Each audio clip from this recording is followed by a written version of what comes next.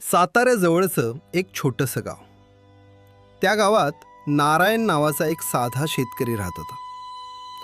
नारायण खूप मेहनती, प्रामाणिक आणि मनाचा साफ होता. शेतात घाम गाळून त्याने यावर्षी सोन्यासारखं पीक काढलं होतं. गावातले लोक त्याला आदरानं नारायण भाऊ म्हणून ओळखायचे. दिवाळी जवळ आली होती आणि नारायणच्या घरात उत्साहाचं वातावरण होतं. नवीन कपडे, घराची सजावट आणि फराळाशाची तयारी, सगळं अगदी आनंदात सुरू होतं. शेतात आलेल्या भरघोस पिकामुळं नारायण यावर्षी आपल्या कुटुंबासाठी खूप काही करायचं स्वप्न पाहत होता. दिवाळीच्या 2 दिवस आधी नारायण शहरातून दिवाळीचा मोठा बाजार करून परत येत होता. त्यानं मुलांसाठी फटाके, घरासाठी वस्तू आणि बायकोसाठी नवीन साडी असं बरंच सामान घेतलं होतं. पण दुर्दैवानं वाटेत एका वळणावर त्याची गाडी घसरली आणि तो जोरात पडला. त्याचा हात मोडला आणि सामानाची पिशवी चिखलात पडल्यामुळं सगळं सामान खराब झालं. एका क्षणात आनंदाचं रूपांतर दुःखात झालं. नारायणला वेदनेपेक्षाही जास्त वाईट या गोष्टीचं वाटलं की त्याच्या कुटुंबाची दिवाळी खराब झाली. तो हताश होऊन तसाच गावाच्या मंदिरात गेला आणि देवासमोर रडत म्हणाला, देवा, मी कधी कुणाचं वाईट केलं नाही, मग माझ्याच नशिबात हे का? माझी दिवाळी का खराब केलीस तू? तेवढ्यात मंदिरातील पुजारी तिथे आले.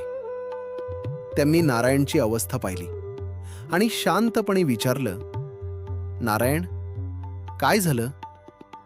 नारायणनं रडत रडत सगळा प्रसंग सांगितला. पुजारी स्मितहास्य करत म्हणाले, नारायण, देव कधीच आपल्या लेकराचं वाईट करत नाही. आपल्याला वाटतं तसं झालं नाही की आपण रागावतो, पण कदाचित यामागे त्याची काही मोठी योजना असेल. नारायण चिडून म्हणाला, हात मोडला यात कसली आली आहे चांगली योजना? दुसऱ्या दिवशी सकाळी नारायणचा एक मित्र धावत त्याच्या घरी आला. तो म्हणाला, नारायण भाऊ, मोठा अनर्थ टळला रे.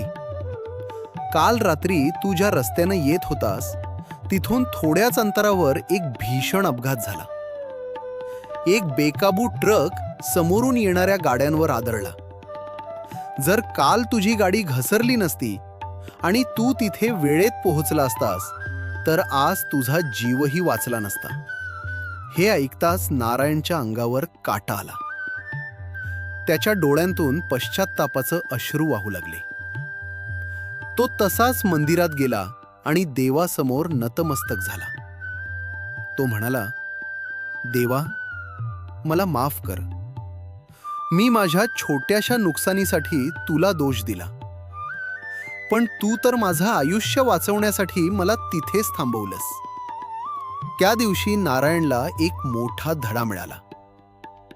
आपल्या मर्जीप्रमाणे झालं तर आनंद होतो, पण देवाच्या मर्जीप्रमाणे झालं तर आपलं कल्याण होतं. त्या दिवाळीत नारायणचा हात प्लास्टरमध्ये होता, पण त्याचं मन मात्र कृतज्ञतेनं आणि समाधानानं भरलेलं होतं. त्यानं आपल्या कुटुंबासोबत आनंदानं दिवाळी साजरी केली, कारण त्याला समजलं होतं की जगण्यापेक्षा मोठी भेट दुसरी कोणतीच नाही. मित्रांनो, कधीकधी आपल्या आयुष्यात घडणाऱ्या वाईट गोष्टींच्या मागेही देवाची काहीतरी चांगली योजना लपलेली असते. त्या क्षणी आपल्याला दुःख होतं, पण काळानुसार समजतं की जे घडलं ते आपल्या भल्यासाठीच होतं. जर ही कथा तुम्हाला आवडली असेल तर व्हिडिओला लाईक करा, चॅनल सबस्क्राईब करा आणि अशीच प्रेरणादायी मराठी कथा ऐकण्यासाठी बेल आयकॉन नक्की दाबा. धन्यवाद.